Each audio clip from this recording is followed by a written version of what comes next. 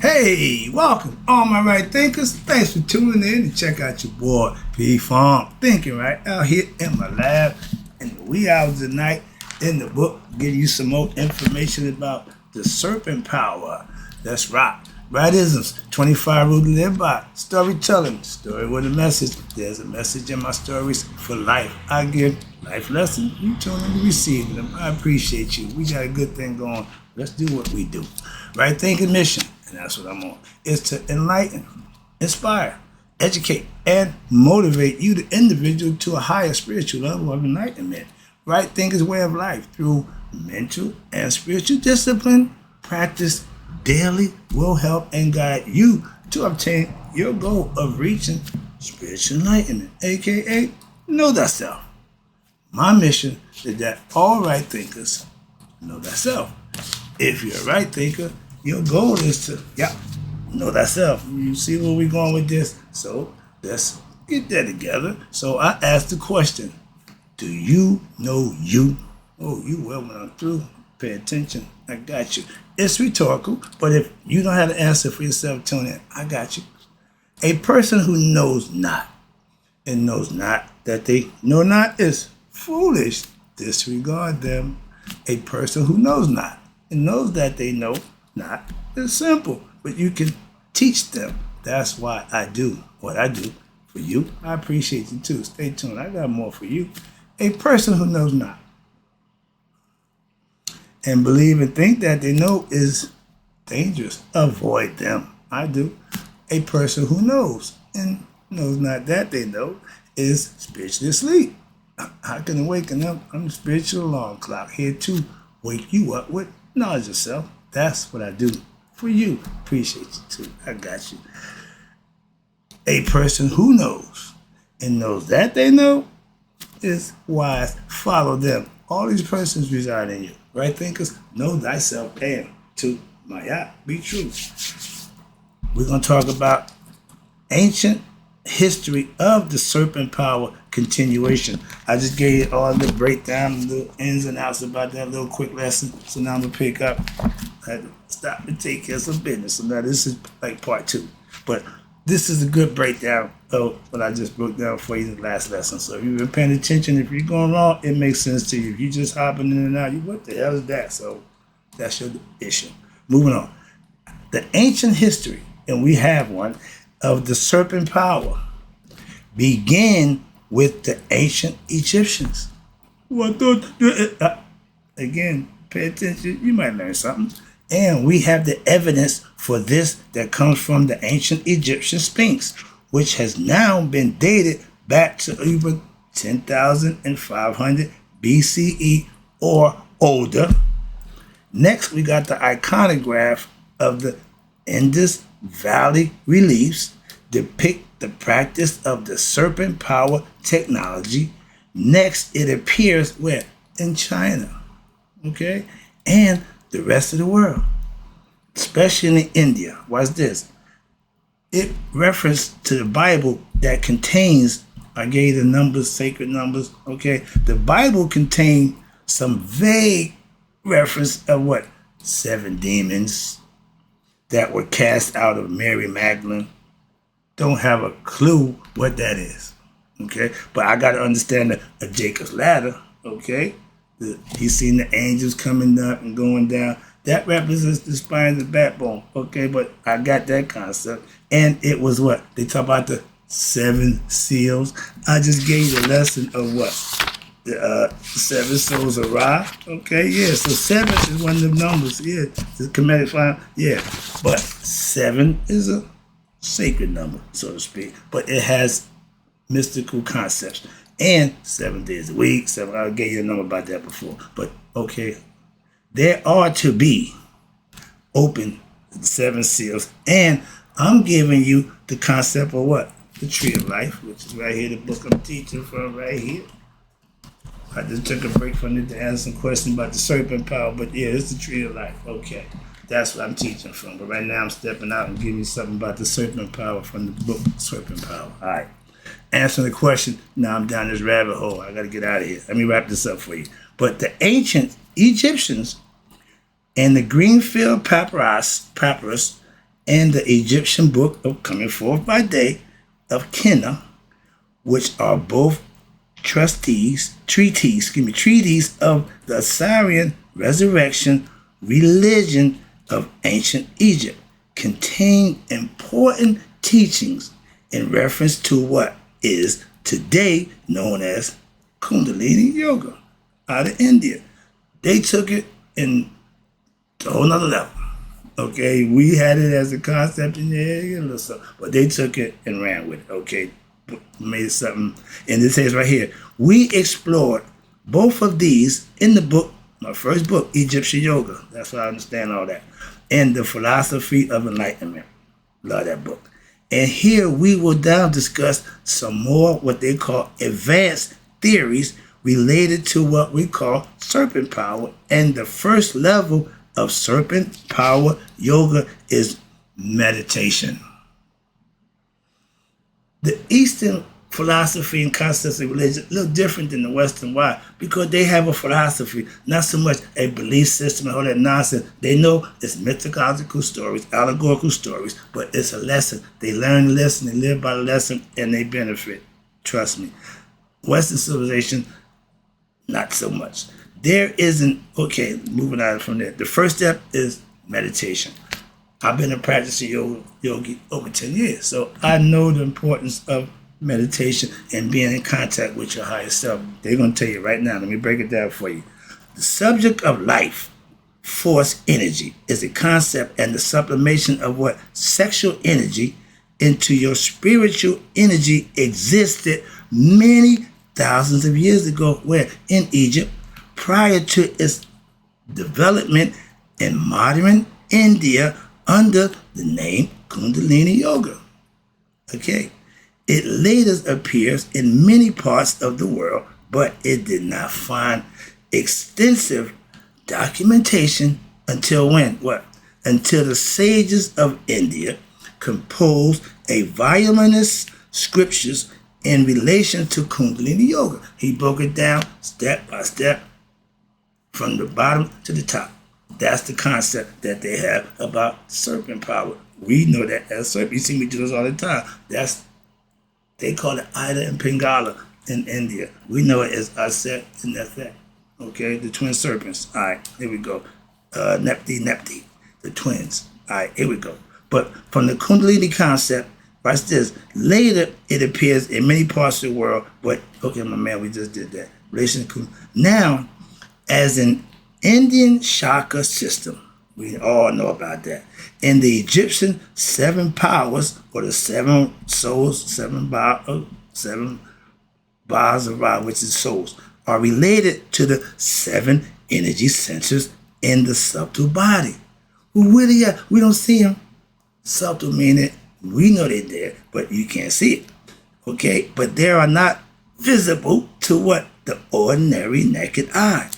They are located in the same space as what? The physical spinal column, though not in the same plane or on the same plane as the physical body, is internal. And the connection between the physical body, the nervous system, and the skeleton, that's all connected. And that's what they try to explain to you. They are linked to what? Your awakening of one's spiritual powers and consciousness as one progresses on your spiritual path. That's what we're on, the serpent power path. Remember, we're following the serpent, the path of the serpent. He goes from the bottom of your sacrum, the root chakra, up to the pineal gland, which is the 6th level, third eye concept, to wake you up to what? Pure consciousness. You become one with God. You know thyself. They've been teaching that for eons. Okay. But the path of evolution, the spiritual path, with either purposely, watch this, employing a yoga spiritual discipline by what? Daily studying and applying the application of your spiritual and philosophical scriptures to your everyday life, incorporated, reflecting on it, and meditation on learning through what? The process, or learning through the process. Most people like to go this way. Trial and error. I'm going to find out for myself. Okay, be my guest. Some lessons are better learned by seeing somebody else do it. That's all. And these centers, chakra center concepts, were automatically open.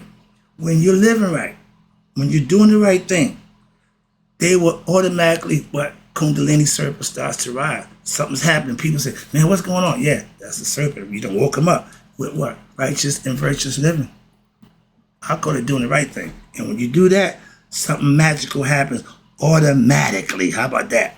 Opens up. And now, by doing this, it's allowing you to experience, what's this? What? Increasing communion with what? Your higher self, a.k.a. God.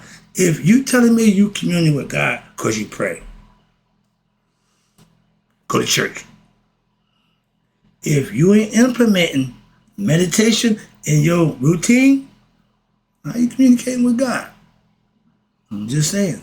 Telepathy is where God communicates, whether through your dreaming or through you being conscious through what? Meditation. But just praying and don't get it. I'm just saying, from my understanding. This process of raising one's spiritual power may be aided how? By specific exercises such as concentration. What that mean? Meditation. On what? Proper breathing, daily meditation of what? The meanings of the spiritual symbols, signs that we give to teach lessons and understand, and surrendering to what? You ready? To the will of your higher self, aka again, God. Let your conscience be your God. Yoga is your own conscious advisor. That's God in the mind. The God in the heart gives you life and spirit, but the mind got to become conscious. They got to become one. That's the marriage that you got to have internally to know thyself. And these techniques, when practiced on a regular basis and master, will allow you now to what? Transform. Ding, ding, ding, ding, ding. Transform one's waking personality so that now you may finally discover your innermost self. Who? God. And this should be done, again, under the guidance of a qualified, authentic teacher, spiritual master, sage, or guru, or whatever else you want to call them. My title is sage. I'm in the mix. That's what I do. Help you master you. That's what I do. Why? I mastered me already. Moving on. And the energy, okay, your energy centers, that once you start living right and doing right, that start opening up, you become conscious of who you are. And now the subtle body are likened to what? The tree, which you, the aspirant, climbs. I'm telling you, we climbing the tree of life. That's the concept. Through what? Personality integration. You got to master the ego. You have to master nature. You have to master your soul. You have to master your wisdom. You have to go on up, understand nature as an earth, heaven, air, fire, and moisture. Those are all elements that you have to understand. We gave them identities so you can do just that. Study them. Okay. And this leads you, him or her, to what? Intuitional realization. It's internal now. It's automatic of your transcendental self. You know thyself. Now you know who you are. Nihas. In the process of creation, what's this? In the process of creation, the creative energy manifests in the form of 6 planes of consciousness. From the root chakra to the sacral, to the solar, to the heart, to the throat, to the ajna, the 6th level. 7th is when it all happens. That's the awakening. But to get to the 6th, the serpent have to work his way up and extend itself all the way up from the bottom to the top. And these are all, they call them chakras in the body. And once he light them up, each one, that means you become more and more conscious, okay? When you hit at the 3rd, the heart chakra opens up. Now you got compassion and empathy. Care about somebody other than yourself. All that selfishness, gone. 6, you speak in what? Makaru, from the heart. Honesty. You got no reason to lie. You forthright, you transparent. And when doing that, ding, ding, ding, ding, the 3rd eye opens up, the pineal gland receives information from your higher self. Now you are an enlightened being while still alive. You can't get nothing dead. But through living and practicing and mastering, that's the whole goal. That's why I got my right thinkers from to do just that. Watch this. Now, this process, this is the realm, what they call the realm of phenomenal reality. This includes physical body, astral, and the mental existence of oneself. Most people function under the level of what? The first three energies conscious centers. That's fight or flight, sexual, and ego. Third level. You're not where you need to be at that level. You still need to grow. That's why I got 7. You only made 3. And Amit bites from 3 down. So if you reach the 4, once you open your heart, you become a better person. It's a lot easier from that point on. But the third level is the ego level. Watch this. And you have the goal of this yoga, Serpent Power. Your goal as a right thinker is to what? Unite your 6 phenomenal consciousness centers with the 7th, or what they call the transcendental realm of consciousness, the absolute, the all. You become one consciously with God. This absolute, watch this, is what various religions, that all I want you to do, that's the purpose of religion, to get you to have this experience for yourself. And it referred to by different names, starting with such as the kingdom of heaven. In Egypt is Asar, or Osiris from the Greeks, and Krishna in India, Brahma in Hindu, the Tao in China, God for us in America right here, the Western civilization. I like the higher self, Goddess, Christians, Christ, Buddha, etc. So everybody has a name for it. So however, whatever you call it, the goal is to reach it. Ding, ding, ding. Kundalini energy, also known as prana, chi, ra, sekhem. Everybody got a different name for it, but it's all the same thing. And it flows where? Throughout the thousands of nadis, nerve cells in the body, your energy channels. If any of the energy channels are blocked, what happens? Or oversensitized, now you have a disbalance. You are imbalanced. And disbalance can arise, and this causes illness, where? In the mind. And physical body starts to break down. You start having what they call dis-ease in the body. That's what causes it, when the chakras are out of line. There are three most important channels through which what? The serpent power flows. In India, these are known as Sushumna, Samana, Ida, and Pingala. That's the staff. In Egypt, it would be Asar, I said, and that. Okay? But they call it Sushmana, Ida, and Pingala. And they are, watch this, they represented by the Egyptian Caduceus. There's the picture right here. This is Tahuti. This is his wand, the staff. The same medical sign we use today. This is him right here, giving life to what? The pharaoh Seti. Okay, giving life to him, eternal life, as they called it, from who? The god Tahuti. All right, and it says the Egyptian caduceus of Tahuti, which is composed of a staff which has 2 serpents wrapped around it. Moses used 1 staff. Asclepius used 1 staff and 1 serpent. Okay, spin-offs, copies. But during the ceremonies connected to this mystery of the Uraeus, the serpent goddess Wajat Ujat, the priest addresses you, the initiate. From the temple of Seti I, you see the god Tahuti wields the wand, and he's given life to Seti. And it says from the earliest times of the dynastic period, starting back at 5000 BCE to 600 AD. That's how long they practiced Maya Egyptian concepts. And at 600 AD, they shut all the temples down. If it was a good, flourishing religion concept, why'd they change it? I'll leave that there for you. I went and got it, picked it up. It still works. I can attest to that. And my question right here. Now, in the ancient Egyptians, a text speaks of what they call rejoining the 2 lands, Lower and Upper Egypt.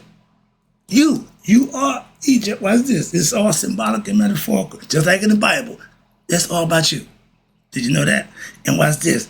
There is also a even deeper mystical implication, that symbolism, that esoteric teaching. Watch this. Implication to this symbol. Why? Because the double Uranus represents the serpents of the caduceus, aka the wand of Tahuti. And this is leading us to understand that we must reunite the two levels of our consciousness, lower and higher self, to become one at the apex. With meeting up with who? God, our higher self, our conscious self, the all, the absolute. That's the goal of all right thinkers, philosophy followers. That's the goal of Smatawi, Maya philosophy, Shitar Netta. The goal was to get you to know yourself by practicing the philosophy, implementing and meditating on it, and getting to know who? Your higher self, your true self. And enjoy your life. From that point on, it's all good. Hope you enjoyed the lesson, right thinkers? I got some more coming up for you. Yeah, I'm going to stop right here. I think I got enough in. I'll be right back. But in closing, right thinkers, may you all live to be 100 bodies a day. So I never know that my right thinkers have passed away. This is the sign. I want to get this in right quick. I'm sorry. This right here. I saw this 35 years ago, I think it was. And that freaked me out. Okay? Let me read to you what it is right quick. This was the concept that I saw when I first went to Egypt to find out what it was all about. That's the picture right there. I just remember to get that in. I'm going to read it right quick for you. It says, below, the body receives what they call cosmic energy from the stars, while the soul, the hawk with the head of a person, that's your body, your spirit, with your head on that, means you became conscious of your higher self. I know that now, but back then, I had no idea. Watch this. And it's the head of a person looks on. And this is from the ancient Egyptian relief. When I see the light beam into his head, that's light from the stars. They just told you that. This is your Ba. You become conscious. Why? You know who you are. So now you can go back home to who? Your father, which is who? Asar. You are Haru. That's the spirit that's in me. And you want to get that in right quick. I like to make that point. I was trying to get it in, but I hope you got it. Hope you enjoyed it. I'll be right back. You know I got some more for you. This is getting to be fun for me.